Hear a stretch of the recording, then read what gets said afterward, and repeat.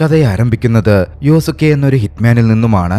അയാൾ തന്റെ ഡ്യൂട്ടി നിറവേറ്റുകയായിരുന്നു. ഒരു ഹൈ റാങ്കിംഗ് പോലീസ് ഒഫീഷ്യലിനെ ഒരു ടോയ്ലറ്റിനകത്തേക്ക് കടന്നുകയറി വിദഗ്ധമായി അയാൾ കൊലപ്പെടുത്തി. സവാഡ എന്നായിരുന്നു ആ പോലീസ് ഓഫീസറിന്റെ പേര്. അധികം വൈകാതെ സുഗിമോട്ടോ എന്ന പേരുള്ള മറ്റൊരാൾ അങ്ങോട്ടേക്ക് കടന്നു വന്നു. സുഗിമോട്ടോ ടോക്കിയോ ലൈവ് ഓർഗനൈസേഷനിലെ ഒരു മെമ്പറാണ്. കൊല്ലപ്പെട്ട് കിടക്കുന്ന സവാദയുടെ മൃതശരീരം അവിടെ നിന്ന് ക്ലീൻ ചെയ്യുകയും മറ്റുമാണ് സുഗിമോട്ടോക്ക് മേൽ ഏർപ്പാടാക്കിയിരിക്കുന്ന ജോലി. സുഗിമോട്ടോ ഏറെ ഭംഗിയായി അത് ചെയ്തു. സവാഡയുടെ മൃതശരീരം ഒരു സ്യൂട്ട് കേസിലാക്കി അവിടെ ഉണ്ടായിരുന്ന രക്തക്കറകളടക്കം ക്ലീൻ ചെയ്ത് സുഗിമോട്ടോ അവിടെ നിന്നിറങ്ങി. ശേഷം ഒറ്റപ്പെട്ട തന്റെ ഇടത്തേക്ക് കൊണ്ടുപോയി ആ മൃതശരീരം കഷ്ണങ്ങളായി മുറിച്ചു. പിന്നീട് ആർക്കും ഒരു തെളിവും കിട്ടാത്ത രീതിയിൽ പൂർണ്ണമായി നശിപ്പിച്ചു കളഞ്ഞു. അവശേഷിച്ച ചെറിയ പീസുകളിൽ ചിലതെടുത്ത് തന്റെ അക്വേറിയത്തിലെ മീനുകൾക്ക് തിന്നാനായി സുഗിമോട്ടോ ഇട്ടുകൊടുക്കുക പോലും ചെയ്തു. കഥ അവിടെ നിന്നും ഹൈഡ്ര എന്നു പേരുള്ള ഒരു ബാർ റെസ്റ്റോറന്റിലേക്ക് തിരിയുന്നു. കാര്യം അതൊരു ബാറാണെങ്കിലും അവിടെ ഉണ്ടാക്കുന്ന അതിരുചികരമായ ഡിഷുകളുടെ പേരിൽ ഹൈഡ്ര കുറച്ചൊക്കെ ഫേമസ് ആയിരുന്നു. ഒട്ടും ചിരിക്കില്ലാത്ത ഒരു ഷെഫുണ്ട്.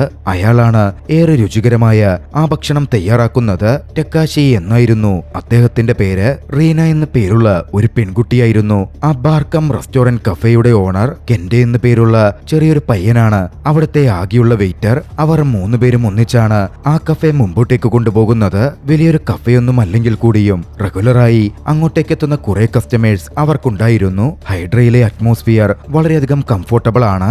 മാത്രമല്ല തക്കാശിയുടെ ഡിഷുകൾക്കും വളരെ വലിയൊരു ഫാൻ ബേസ് ഉണ്ടായിരുന്നു. റിപ്പീറ്റഡായി എത്തുന്ന കസ്റ്റമേഴ്സ്. തക്കാശിയുടെ രീതികൾ വളരെ സിമ്പിൾ ആണ്. തക്കാശി എത്തുന്ന കസ്റ്റമേഴ്സിനെ നിരീക്ഷിക്കും. അവർ കുടിച്ചിട്ടുണ്ടോ ഇല്ലയോ എന്ന് മനസ്സിലാക്കും. പിന്നീട് അവർക്കിഷ്ടമാകുന്ന തരത്തിൽ ചേരുവകൾ ചേർത്ത് വിഭവങ്ങൾ തീർക്കും. ഒരിക്കൽ യുക്കാരി എന്നു പേരുള്ള ഒരു കസ്റ്റമർ തക്കാശിയോട് ഫുഡ് ഉണ്ടാക്കുന്നതിന്റെ രഹസ്യങ്ങൾ ചോദിച്ചു. തക്കാശി പറഞ്ഞു, അങ്ങനെ വലിയ രഹസ്യമൊന്നുമില്ല. കള്ളു കുടിച്ചാൽ ഒരാളുടെ തല നേരെ നിൽക്കണം. അതിന് വേണ്ട കാര്യങ്ങൾ ഞാൻ ഫുഡ് ഉണ്ടാക്കുമ്പോൾ ചേർക്കാറുണ്ട്. വളരെ ശാന്തമായി തന്റെ ഇൻഗ്രീഡിയൻസും മേക്കിംഗ് രീതിയുമൊക്കെ തക്കാശി വിശദീകരിച്ചു നിൽക്കെ അവിടെ നടക്കുന്ന മറ്റൊരു കാഴ്ചയിൽ അവന്റെ കണ്ണുകൾ ഉടക്കിയിരുന്നു. തന്റെ കൂടെയിരിക്കുന്ന പെൺകുട്ടിയുടെ ഡ്രിങ്കിലേക്ക് മധ്യവയസ്കനായ ഒരു വ്യക്തി എന്തോ മയക്കുമരുന്ന് കലർത്തുന്നു. അതുകൂടി അധികം കഴിയുന്നതിന് മുമ്പേ ആ പെൺകുട്ടി ഫ്ലോറിൽ കുഴഞ്ഞു വീഴുക പോലും ഉണ്ടായി. ടക്കാശി ഉടനടി ആ പെൺകുട്ടിയെ ഹെൽപ്പ് ചെയ്തു. അതിന് കാരണക്കാരനായ വ്യക്തിയെ ടക്കാശി നിരീക്ഷിക്കുകയും ചെയ്യുന്നുണ്ടായിരുന്നു. അയാൾ ഹാസെഗാവയായിരുന്നു. ഒരു പോലീസ് ഓഫീസർ. ഹൈഡ്രയിലെ റെഗുലർ കസ്റ്റമർ കൂടിയാണ്. പക്ഷെ അവിടെ ഉണ്ടായിരുന്ന റീനയ്ക്കും കെൻഡയ്ക്കും തക്കാശിയുടെ ഈ അവയർനെസ്സിലും സഹായ മനസ്കതയിലുമൊക്കെ വല്ലാത്ത സംശയം തോന്നുന്നുണ്ടായിരുന്നു. കഫേയിൽ എന്തെങ്കിലും അസ്വാഭാവികമായി നടക്കുന്നുണ്ടെങ്കിൽ മറ്റാരെങ്കിലും കാണുന്നതിന് മുമ്പേ ടക്കാശി അത് കാണും. അതിനുവേണ്ടി എന്തെങ്കിലും ചെയ്യുകയും ചെയ്യും. ഇനി ടക്കാശി ഇല്ലാത്തപ്പോഴാണ് എന്തെങ്കിലും സംഭവിക്കാൻ പോകുന്നതെങ്കിലോ അത് സംഭവിക്കുന്നതിന്റെ തൊട്ടു മുമ്പ് തക്കാശി അവിടെ എത്തിച്ചേരും. കൃത്യമായി അത് ഹാൻഡിൽ ചെയ്യും. തക്കാശികാരിമാരോടും ഫൈറ്റ് ചെയ്യുന്നതോ ബഹളം കൂട്ടുന്നതോ ഒന്നും അവരാരും കണ്ടിട്ടുമില്ല. തക്കാശിക്ക് നല്ല ഫൈറ്റൊക്കെ വശമുണ്ടാകും എന്ന് റീന സംശയിച്ചിരുന്നു. അക്കാര്യം അവൾ പറഞ്ഞപ്പോ അവിടെ ഉണ്ടായിരുന്ന കെൻഡ പറഞ്ഞു, ആര്? ഈ മധ്യവയസ്കനായ ആരോടും മിണ്ടാണ്ട് ഒതുങ്ങിക്കൂടി കഴിയുന്ന അയാളോ? അയാൾക്കാരെയും ഇടിച്ചു വീഴ്ത്താനൊന്നും പറ്റില്ല. കെൻഡ അത് പറഞ്ഞു നിൽക്കുമ്പോ ടെക്കാശി പിന്നിലെത്തി നിൽക്കുന്നുണ്ടായിരുന്നു. ഒരു തണുപ്പമട്ടിൽ കെൻഡയെ ടെക്കാശി നോക്കിക്കൊണ്ടു നിന്നു. സമയം സന്ധ്യയായപ്പോ കഫേ അടയ്ക്കേണ്ടുന്ന നേരമായപ്പോ ടെക്കാശി അവിടെ നിന്നിറങ്ങി തെരുവിലൂടെ തന്റെ റൂമിലേക്ക് നടന്നു. മറുവശത്ത് കഫേയിലാകട്ടെ കെൻഡ റീനയോട് ടെക്കാശിയെ പറ്റി ചോദിക്കുന്നുണ്ടായിരുന്നു. അവൾ പറഞ്ഞു, ടെക്കാശി കഴിഞ്ഞ 3 കൊല്ലമായി എന്റെ കൂടെ കഫേയിൽ ജോലി നോക്കുന്നുണ്ട്. എന്റെ അച്ഛൻ മരിച്ച ശേഷമാണ് ടെക്കാശി എന്നെ കാണാൻ വന്നത്. അച്ഛന്റെ പരിചയക്കാരൻ എന്ന് പറഞ്ഞ് പരിചയപ്പെടുത്തിയ ടെക്കാശി കഫേയിൽ ഷെഫിന്റെ ജോലി നൽകാമോ എന്ന് ചോദിച്ചു. എനിക്കും വേറെ പ്രശ്നമൊന്നും ഉണ്ടായിരുന്നില്ല. ഞാൻ ആ ജോലി ടെക്കാശിക്ക് കൊടുത്തു. ഇന്നുവരെ ടെക്കാശി ഒരു പ്രശ്നവും ഉണ്ടാക്കിയിട്ടില്ല. അതിൽ കൂടുതൽ ടെക്കാശിയെ പറ്റിയൊന്നും അറിയുകയുമില്ല. ടെക്കാശിയുടെ മിസ്റ്റീരിയസ് സ്വഭാവവും ശരീരത്തിലെ മുറിപ്പാടുകളും ഒക്കെ കണ്ടിട്ടുണ്ടെങ്കിലും ടെക്കാശി ഒരു നല്ല മനുഷ്യനാണെന്നാണ് റീന വിശ്വസിക്കുന്നത്. ടെക്കാശി നടന്ന് തന്റെ മുറിയിലേക്ക് എത്തി വസ്ത്രമൊക്കെ മാറി അവിടെ വിശ്രമിച്ചിരിക്കാൻ തുടങ്ങി. രാത്രി മുഴുവൻ ഓരോന്നാലോചിച്ച് ടെക്കാശി അവിടുത്തെ ആ ഇരിപ്പ് തുടർന്നു. ടെക്കാശി ഉറങ്ങാറേ ഉണ്ടായിരുന്നില്ല. വർഷങ്ങളായി അദ്ദേഹത്തിന് ഇൻസോംനിയ ഉണ്ട്. തക്കാശിയുടെ സ്വഭാവത്തിന്റെ പിന്നിലുള്ള കാരണവും ഒരു തരത്തിൽ അതുതന്നെയായിരുന്നു. ദിവസങ്ങളോളം തക്കാശി ഉറങ്ങാതിരിക്കും. പലപ്പോഴും അതിന്റെ ക്ഷീണവും തക്കാശിയിൽ പ്രകടമായിരിക്കും. അടുത്തൊരു ദിവസം ടക്കാശി ജോലിയിലായിരിക്കെ കഫയിലേക്കെത്തിയ ഹസെഗാവയെ ടക്കാശി നോക്കിക്കണ്ടു. ഹസെഗാവ അന്ന് റീനയ്ക്കടുക്കൽ കാര്യമായി സംസാരിക്കുന്നുണ്ടായിരുന്നു. പൊതുസംസാരത്തിൽ നിന്ന് വൈകാതെ അത് റീനയുടെ പേഴ്സണൽ കാര്യങ്ങളിലേക്ക് വരെ തിരിഞ്ഞു. മരിച്ചുപോയ റീനയുടെ അച്ഛനെപ്പറ്റിയും ചോദ്യങ്ങൾ ഉണ്ടായിരുന്നു. പക്ഷേ റീന വിദഗ്ധമായ ആ സബ്ജക്റ്റ് മാറ്റി ഹസെഗാവ എന്താണ് ചെയ്യുന്നത് എന്നൊക്കെ അവൾ ചോദിച്ചു. ആ സമയത്താണ് ഹസെഗാവയുടെ ഫോണിലേക്ക് ഒരു മെസ്സേജ് വരുന്നത്. സവാഡ എവിടെ എന്ന് ചോദിച്ചുകൊണ്ടുള്ള ഹസെഗാവയുടെ ഒരു കൂട്ടുകാരന്റെ മെസ്സേജ് ആയിരുന്നു അത്. സവാഡയെ കാണാതായിട്ട് കുറച്ചു ദിവസമായിരിക്കുന്നു. വലിയ ഐഡിയ ഒന്നുമില്ലാത്തതുകൊണ്ട് ഹസെഗാവ പുറത്തേക്കിറങ്ങി സവാഡയെ കോണ്ടാക്ട് ചെയ്യാൻ ശ്രമിച്ചു. കോൾ മറുവശത്ത് കണക്ട് ആയി. പക്ഷേ കോൾ എടുത്തത് സവാഡയായിരുന്നില്ല, അത് സുഗിമോട്ടോ ആയിരുന്നു. ഹസെഗാവയുടെ ചോദ്യങ്ങൾക്ക് സുഗിമോട്ടോ ഒരു മറുപടിയും കൊടുത്തില്ല, മിണ്ടാതിരുന്നു. സവാഡ മിണ്ടുന്നില്ല, എന്തോ പ്രശ്നമുണ്ട് എന്നൊക്കെ ചിന്തിച്ച് ദേഷ്യത്തിൽ ഹസെഗാവ കോൾ കട്ട് ചെയ്തു. പക്ഷേ ഇതേ സമയം മറ്റൊരാൾ ഹസെഗാവയെ രഹസ്യമായി നിരീക്ഷിക്കുന്നുണ്ടായിരുന്നു. അടുത്ത ദിവസം രാത്രിയിൽ കഫേ അടയ്ക്കാറായ സമയത്ത് കെൻഡ റീനയെ പുറത്ത് ടീക്ക് കഴിക്കാൻ പോവാൻ വേണ്ടി ക്ഷണിച്ചു. താൻ വരാമെന്നും പക്ഷേ ആദ്യം കഫേ ക്ലോസ് ചെയ്യേണ്ടുന്ന കാര്യങ്ങൾ ചെയ്യാനുണ്ടെന്നും നീയും ടക്കാശിയും കൂടി പൊക്കോ, ഞാൻ അങ്ങോട്ടേക്ക് എത്തിക്കോളാം എന്നും റീന പറഞ്ഞു. മനസ്സെല്ലാ മനസ്സോടെ കെൻഡ ടക്കാശിക്കൊപ്പം അങ്ങോട്ടേക്ക് പുറപ്പെട്ടു. ഒന്നും മിണ്ടില്ലാത്ത ഷെഫിന്റെ ഒപ്പം അങ്ങനെ പോവാൻ കെൻഡയ്ക്ക് അത്ര മനസ്സുണ്ടായിരുന്നില്ല. അവർ ഇറങ്ങിയതിന്റെ പിന്നാലെ ഹസെഗാവ കഫയിലേക്ക് എത്തി. ഒരു ഡ്രിങ്ക് ചോദിച്ചുകൊണ്ടായിരുന്നു വരവ്. സ്ഥിരം കസ്റ്റമർ ആണല്ലോ, മുഷിപ്പിക്കണ്ട എന്ന് കരുതി റീന ഹസെഗാവയ്ക്ക് ഡ്രിങ്ക് കൊടുക്കാൻ തയ്യാറായി. പക്ഷേ ഹസെഗാവയ്ക്ക് ചില ദുരുദ്ദേശമുണ്ടായിരുന്നു. റീനയെയും തന്റെ കൂടെ ഒരു ഡ്രിങ്ക് കഴിക്കാൻ ഹസെഗാവ ക്ഷണിച്ചു. റീനയും സമ്മതിച്ചു. മറുവശത്ത് കെൻഡയും ടക്കാശിയും അവർ പോവാനിരുന്ന റെസ്റ്റോറന്റിന്റെ അടുത്തേക്ക് എത്തിച്ചേർന്നിരുന്നു. അപ്പോഴാണ് കെൻഡ ടക്കാശിയോട് പറയുന്നത്, ഞാൻ എന്റെ ഫോൺ മറന്നു വെച്ചു, തിരികെ പോയി അത് എടുത്തിട്ട് വരാം. കെൻഡ അവിടെ നിന്ന് തിരികെ പോന്നു. മറുവശത്ത് ഹസെഗാവയാകട്ടെ തന്റെ പദ്ധതികൾ മുമ്പോട്ട് കൊണ്ടുപോവുകയായിരുന്നു. റീനയുടെ ഡ്രിങ്കിൽ അയാൾ മയക്കുമരുന്ന് കലർത്തി. ഒരു പോലീസ് ഓഫീസർ ആണെങ്കിലും നീതിയുക്തമായ കാര്യങ്ങളായിരുന്നില്ല അയാൾ ചെയ്തിരുന്നത്. വർഷങ്ങളായി അയാൾ പെണ്ണുങ്ങളെ തന്റെ കയ്യിൽ ലഭ്യമാക്കുവാൻ ഇത്തരത്തിലോരോ കാര്യങ്ങൾ ചെയ്യുന്നു. ഒടുവിൽ അവരെ കൊന്നുതള്ളിയ ശേഷം തന്റെ അധികാരം ഉപയോഗിച്ച് തെളിവുകളടക്കം ഇല്ലാതാക്കുന്നു. മയക്കുമരുന്ന് കലർത്തിയ മദ്യം കുടിച്ച് റീന കുഴഞ്ഞു വീണു. വൈകാതെ ഹസെഗാവ തന്റെ കയ്യിലുണ്ടായിരുന്ന സിറിഞ്ച് പുറത്തെടുത്തു. മയക്കുമരുന്ന് നിറച്ചിരുന്ന ആ സിറിഞ്ച് റീനയുടെ ശരീരത്തിൽ കുത്താനായിരുന്നു അയാൾ മുന്നിട്ട് വന്നത്. ഭാഗ്യവശാൽ കൃത്യസമയത്ത് അങ്ങോട്ടേക്ക് കെൻഡ എത്തിച്ചേർന്നു. തന്റെ കള്ളികൾ പുറത്താവരുത് എന്ന് ചിന്തിച്ച ഹസെഗാവ കെൻഡയെ കടന്നാക്രമിച്ചു. ആക്രമിച്ച് കെൻഡയെ ബോധരഹിതനാക്കി വീഴ്ത്തിയ ശേഷം ഹസെഗാവ വീണ്ടും റീനയുടെ അടുത്തേക്ക് ചെന്നു. കൃത്യസമയത്തായിരുന്നു ടക്കാശി അങ്ങോട്ടേക്ക് വന്നെത്തിയത്. ആക്രമണം ആരംഭിച്ചതും ഹസെഗാവ അവിടെ നിന്ന് പുറത്തേക്കിറങ്ങി ഓടി. പക്ഷെ ആ ഓട്ടം അധിക ദൂരം നീണ്ടില്ല. ടക്കാശി അതിനു മുമ്പേ അയാളുടെ മുമ്പിലെത്തി. ഹസെഗാവ ചെയ്ത കുറ്റകൃത്യങ്ങൾക്ക് അവസാനമാവാൻ പോകുന്നു എന്ന തരത്തിലുള്ള നിപ്പായിരുന്നു ടക്കാശിയുടേത്. ടക്കാശി ഹസെഗാവയെ കണക്കിന് മർദ്ദിച്ചു. മേലാൽ റീനയുടെ പിന്നാലെയോ കഫയുടെ ഭാഗത്തേക്കോ വന്നുപോകരുത് എന്ന് പറഞ്ഞ ടക്കാശിയെ വയറിൽ കാലുകൊണ്ട് കുത്തി ബോധം കെടുത്തുന്ന അവസ്ഥയിലാക്കിയ ശേഷം ഹസെഗാവയെ വെറുതെ വിട്ട് ടക്കാശി അവിടെ നിന്ന് മാറി. ഇതൊക്കെ മറ്റൊരാൾ രഹസ്യമായി നിരീക്ഷിക്കുന്നുണ്ടായിരുന്നു. അന്ന് രാത്രി മുറിയിലേക്കെത്തിയ ടക്കാശി തന്റെ കത്തിയെടുത്ത് നോക്കി. തന്റെ ശരീരത്തിലുള്ള മുറിപ്പാടും അയാൾ നോക്കിക്കണ്ടു. ടക്കാശിയുടെ ഓർമ്മകൾ പഴയ കാലത്തിലേക്ക് പോയി. ടക്കാശി മുമ്പ് നഗരത്തിലെ ഏറ്റവും മികച്ച ഒരു ഹിറ്റ്മാൻ ആയിരുന്നു. ടോക്കിയോ ലൈവ് ഓർഗനൈസേഷനിലെ പ്രധാനപ്പെട്ട ഹിറ്റ്മാൻ. ടക്കാശിയെ ഏൽപ്പിച്ചിരുന്ന ഓരോ മിഷനും അത്രമേൽ പെർഫെക്റ്റായി അയാൾ കംപ്ലീറ്റ് ചെയ്തിരുന്നു. ഓർഗനൈസേഷൻ ഉത്തരവ് പ്രകാരം തന്നിലേക്ക് എത്തിച്ചേരുന്ന ഏവരെയും ടക്കാശി വിദഗ്ധമായി കൊന്നുതള്ളിയിരുന്നു. ഒരിക്കൽ അത്തരത്തിൽ ടക്കാശിക്ക് കിട്ടിയ ഓർഡർ തന്റെ മെന്ററും സുഹൃത്തും കൂടിയായ ജുനിച്ചിറോയെ കൊല്ലാനായിരുന്നു. ഓർഗനൈസേഷനിലെ ഒരു പാർട്ടായിരുന്ന ജുനിച്ചിറോ ഓർഗനൈസേഷനെ ചതിച്ചുവെന്നായിരുന്നു ടക്കാശിയോട് പറഞ്ഞിരുന്നത്. കൊല്ലപ്പെട്ടു വീഴുന്നതിന്റെ മുമ്പ് ജുനിച്ചിറോ ടക്കാശിയോട് പറഞ്ഞു, കഴിയുമെങ്കിൽ എന്റെ മകളെ സംരക്ഷിക്കണം. ജുനിച്ചിറോയുടെ മകളായിരുന്നു റീന. തന്റെ സുഹൃത്തിന്റെ അന്ത്യാഭിലാഷം അത് നിറവേറ്റാൻ ടക്കാശി തീരുമാനിച്ചു. ടക്കാശി ടോക്കിയോ ലൈവ് ഓർഗനൈസേഷനിൽ നിന്ന് റിട്ടയർ ചെയ്തു. ലോകം എത്ര മോശമാണെന്ന് ടക്കാശിക്ക് ഉറപ്പുണ്ടായിരുന്നു. ഹസെഗാവയെ പോലുള്ള വ്യക്തികൾ റീനയെ തേടി എത്തുമെന്നും അവളെ സംരക്ഷിക്കണം എന്നും ടക്കാശി പണ്ടേ ഉറപ്പിച്ചിരുന്നതാണ്. പക്ഷേ തനിക്കൊറ്റയ്ക്ക് റീനയെ അങ്ങനെ എപ്പോഴും സംരക്ഷിക്കാൻ പറ്റിയെന്ന് വരില്ല. അതുകൊണ്ട് റീനയെ സെൽഫ് ഡിഫൻസ് പഠിപ്പിക്കാൻ ടക്കാശി തീരുമാനിച്ചു. അടുത്ത ദിവസം മുതൽ ടക്കാശി റീനയ്ക്ക് സെൽഫ് ഡിഫൻസ് ക്ലാസ് എടുക്കാൻ തുടങ്ങി. ഒരാൾ കടന്നു പിടിക്കാനോ ആക്രമിക്കാനോ വന്നാൽ എങ്ങനെയൊക്കെ പ്രതിരോധിക്കണം എന്ന് ടക്കാശി കൃത്യമായി റീനയെ പഠിപ്പിച്ചു. ആദ്യം അതൊക്കെ കുറച്ച് വിചിത്രമായി റീനയ്ക്ക് തോന്നിയിരുന്നു. പക്ഷേ തന്നെ ഇങ്ങനെ പ്രൊട്ടക്ട് ചെയ്യുന്നതിനും തന്നെ സംരക്ഷിച്ചതിനും എല്ലാം തന്നെ റീന ടക്കാശിയോട് നന്ദി പറഞ്ഞു. ആ ഒരു നിമിഷത്തിൽ ടക്കാശിയെ തന്റെ അച്ഛനെ പോലെ റീന നോക്കിക്കാണാൻ തുടങ്ങി. അന്ന് രാത്രിയിൽ ടക്കാശി കിച്ചണിൽ വർക്ക് ചെയ്യുകയായിരുന്നു. അപ്പോഴാണ് വിചിത്രമായൊരു ഫുഡ് ഓർഡർ ടക്കാശിയെ തേടിയെത്തുന്നത്. ആ ഫുഡ് അങ്ങനെ അധികമാരും ഓർഡർ ചെയ്യാത്ത ഫുഡാണ്. ടക്കാശി പുറത്തേക്കൊന്ന് എത്തി നോക്കി. അവിടെ ഇരിക്കുന്നുണ്ടായിരുന്നത് തന്റെ മുൻകാല കൊളീഗായിരുന്ന സുകിമോട്ടോ ആയിരുന്നു. പിന്നീട് അടുത്ത ദിവസം ടക്കാശി ഷിനിച്ചി എന്ന പേരുള്ള പഴയൊരു സുഹൃത്തിനെ കാണാൻ പോയി. ഷിനിച്ചിയും ടോക്കിയോ ലൈവ് ഓർഗനൈസേഷനിലെ ഒരു ഹിറ്റ്മാൻ ആയിരുന്നു. ഷിനിച്ചി ടക്കാശിയോട് പറഞ്ഞു, സുകിമോട്ടോ ഇന്നലെ കഫയിൽ വന്നത് മറ്റൊന്നിനുമല്ല, ആ ജോലി അവസാനിച്ചിരിക്കുന്നു, അത് നിന്നെ അറിയിക്കാൻ വേണ്ടിയിട്ടാണ്.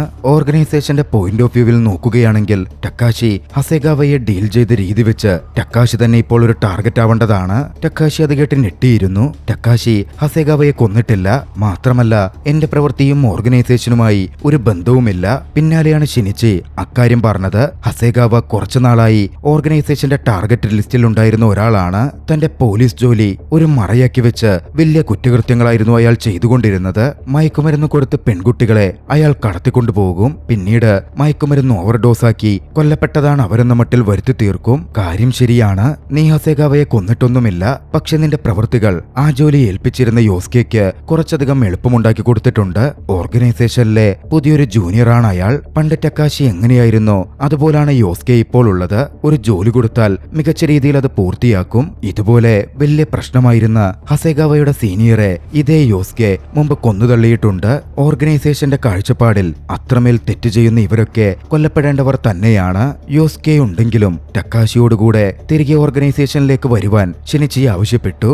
എല്ലായിടത്തും കുറ്റകൃത്യം പെരുകിക്കൊണ്ടിരിക്കുകയാണ്. കറപ്റ്റഡ് ഒഫീഷ്യൽസിനെ കൊണ്ട് പൊതുജനങ്ങൾ ബുദ്ധിമുട്ടിക്കൊണ്ടിരിക്കുന്നു. ടക്കാശിയുടെ ആവശ്യം ഇപ്പോൾ ഓർഗനൈസേഷൻ ഉണ്ട്, പക്ഷേ ടക്കാശി താനില്ലെന്ന് പറഞ്ഞു. ജുനിച്ചിറോയ്ക്ക് അയാളുടെ മകളെ പ്രൊട്ടക്ട് ചെയ്യും എന്ന് പറഞ്ഞ് താൻ വാക്കുകൊടുത്തതാണെന്നും തനിക്ക് ആ വാക്ക് പാലിക്കണമെന്നും താൻ റീനയുടെ കൂടെ തന്നെ തുടരും എന്നും ടക്കാശി എടുത്തു പറഞ്ഞു. ഇതേസമയം മറുവശത്ത് മറ്റൊരു അസാസിനേഷൻ ഓർഗനൈസേഷന്റെ ലീഡറായ ടരു നക്കായ ആരോടോ ഫോണിൽ സംസാരിക്കുകയായിരുന്നു. സംസാരത്തിൽ ഒരു കാര്യം വ്യക്തമാണ്, ടോക്കിയോ ലൈവ് ഗ്രൂപ്പിന്റെ അപ്പോൾ നടക്കുന്ന ഇന്റർഫറൻസുകളും പോലീസ് ഓഫീസേഴ്സിനെ കൊല്ലലുമൊന്നും അയാൾക്ക് തീരെ പിടിച്ചിട്ടില്ല.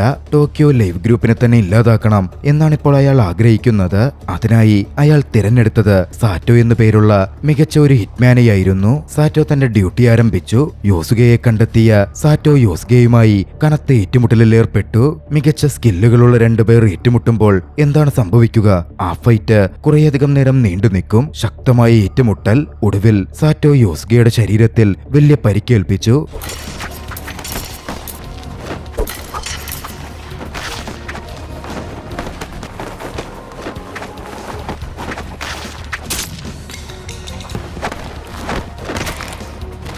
തനിക്ക് വിജയിക്കാനാവില്ല എന്ന് മനസ്സിലായതും യോസ്കെ അവിടെ നിന്നോടി. മറുവശത്ത് ടക്കാശിയാകട്ടെ വീട്ടിൽ ഉറങ്ങാതിരുന്ന് ആലോചിക്കുകയാണ്.